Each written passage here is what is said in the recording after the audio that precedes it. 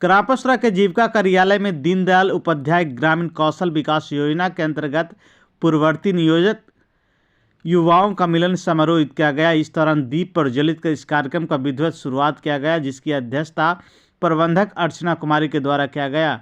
शनिवार के दिन क्रापसरा के जीविका कार्यालय में पूर्ववर्ती नियोजित प्रशिक्षण मिलन समारोह किया गया, जिसमें नालंदा जिला से आए हुए मुख्य अतिथि के रूप में फाइनेंशियल मैनेजर प्रियंका कुमारी, रोजगार manager Santosh Kumar, micro financial manager Shiv Shankar Prasad शामिल हुए। इस मिलन समारोह में अपनी अपनी एक्सपीरियंस को लोगों ने बताया और सिखाने का काम किया है। बता दें कि नियोजित प्रशिक्षण छात्र छात्राओं को प्रशिक्षण समाप्त हो जाने के बाद उन्हें कार्य दिलाना और रोजी रोजगार के लिए सहयोग करना ही सबसे बड़ा योगदान है। जीविका के द्वारा गरीब एवं असहाय लोगों के बीच में बेहतर शिक्षा देना और शिक्षा देकर रोजगार दिलाना ही सबसे बड़ा महत्वपूर्ण मकसद है। इस दौरान अर्चना कुमारी, निभा कुमारी, विभा कुमारी, संगीता कुमारी, अमरेंद्र कुमार समेत कई लोग थे। DDGKY जीविका के द्वारा रखा जाता है। DDGKY द्वारा जो ग्रामीण क्षेत्र में जो महिलाएं हैं जो जीविका से जुड़ी हैं, उनके बच्चों को प्रशिक्षित किया जाता है। निःशुल्क प्रशिक्षण देकर उन्हें रोजगार से जोड़ा जाता है और जॉब प्लेसमेंट दिया जाता है। तो वैसे बच्चों का आज मिलन समारोह था जो पूर्व में DDGKY से प्रशिक्षण लेकर और अच्छी जगह बेहतर जगह जॉब कर रहे हैं और अपना जीविकोपार्जन कर रहे हैं। वैसे ही बच्चों का आज मिलन समारोह था जिसमें उनके अभिभावक भी शामिल थे। आपका प्रखंड क्षेत्र में कितने बच्चे हैं जो अभी तक जॉब उनको मिल चुका है? राय प्रखंड में अब तक कम से कम 110 बच्चे होंगे जिनका प्रशिक्षण हो चुका है और उन्हें रोजगार प्राप्त कर कहीं पे भी वो अपना काम कर रहे हैं। महिलाओं के लिए इसमें क्या है? महिलाओं के लिए इसमें विशेषकर अलग से जो प्रशिक्षण है वो अलग से सुविधाएं हैं होती हैं, जैसे कि अलग से उन लोगों का क्लासरूम होता है, अलग से उनका गर्ल्स हॉस्टल होता है और उनकी सुरक्षा के भी पूरी तरह से ध्यान दिए जाते हैं। केवल उनके माता पिता वो भी जो उनके द्वारा प्रशिक्षण के वक्त या एडमिशन के वक्त जो जानकारी दी गई है और उनके माता पिता भी इसे मिलने के लिए तभी जा सकते हैं जब उनके द्वारा वहाँ पे जो भी जानकारी पूर्व में दी गई है एडमिशन के वक्त, वही लोग जाके उनसे मिल सकते हैं। पूरी तरह से लड़कियों की सुरक्षा पे भी ध्यान दिया जाता है। ये तो पूर्णतः यह हम लोग का महिलाओं का जो जीविका होता है वो महिलाओं के लिए ही है, उनके आगे बढ़ाने के लिए, सशक्तिकरण के लिए। तो इसमें हम लोग ज़्यादा चाहते हैं कि जो हमारी जीविका दीदी है उनके जो बच्चे बच्चियाँ हैं, ऐसे तो बच्चों के लिए भी है, बच्चियों के लिए भी है, तो बच्चियों के लिए भी हम लोग अलग से कोर्स की जानकारी या डिमांड रखते हैं, जैसे कि सिलाई हो गया और आजकल कंप्यूटर में भी जा रहे हैं उसके लिए भी, और अकाउंटेंसी, इस तरह की चीज़ें भी उनको प्रशिक्षण हम लोग दिलवाते हैं। मैम, जो पैसा उठाते हैं कोर्स वगैरह करने, तो सरकार उसको कैसे ले? जी पैसा जो जॉब वगैरह के लिए या तो ट्रेनिंग में या किसी सामान खरीदने के लिए उठाते हैं, तो वो पैसा उनसे रिटर्निंग कैसे ले? नहीं, जैसे कि जीविका समूह से जो जुड़ी हुई हैं महिलाएं वो रोजगार के लिए ऋण लेती है, जिनको उनको 1% का ब्याज लगता है, लेकिन ये जो प्रशिक्षण है पूरी तरह से निःशुल्क है।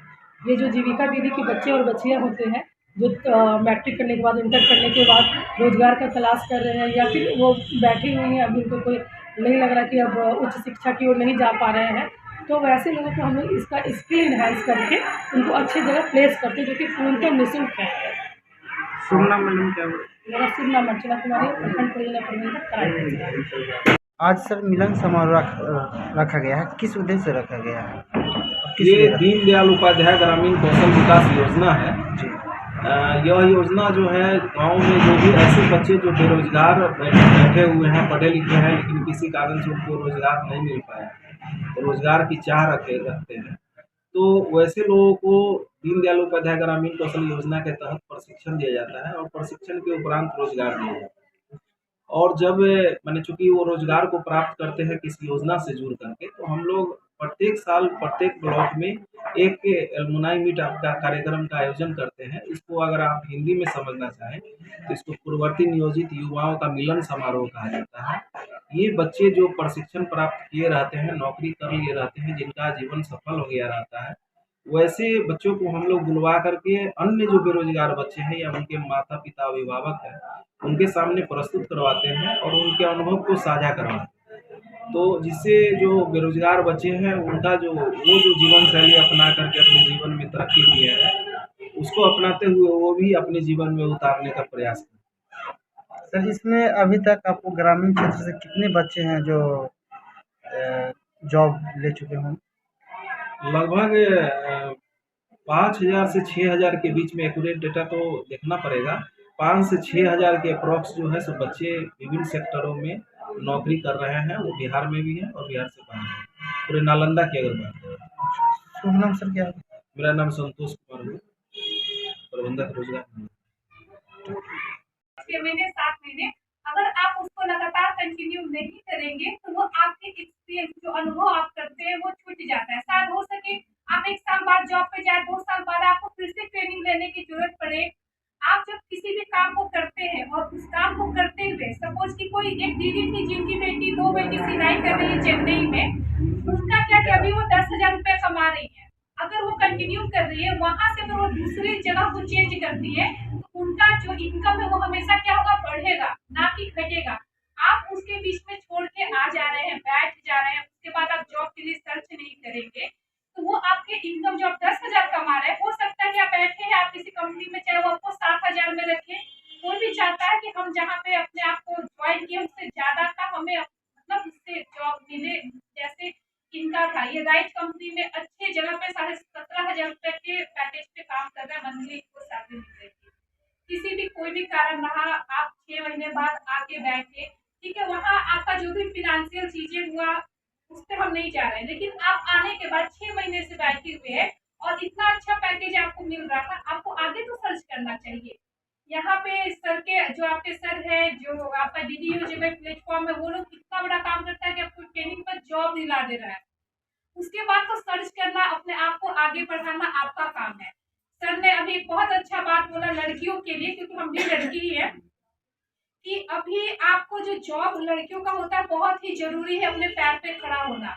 क्योंकि आप जॉब नहीं करते हैं, शादी करके 18 साल, अब तो 21 साल चलो हो गया, 18 साल के एज में शादी करके घर में बैठ जाइए, फिर अपनी जिंदगी बहुत ऊंचा नहीं है, से वो उच्च शिक्षा को प्राप्त नहीं कर पाए। अब जो सामर्थ्यवान व्यक्ति हैं, जो जिनके पास आर्थिक सुविधा बहुत है, वो अपने बच्चे को उच्च शिक्षा के लिए गांव से बाहर शहर, बड़े बड़े शहर, कलकत्ता, दिल्ली, बॉम्बे, ऐसे बड़े बड़े इंस्टीट्यूट हैं जहां फीस 10 लाख, 15 लाख, 20 लाख तक लगता है।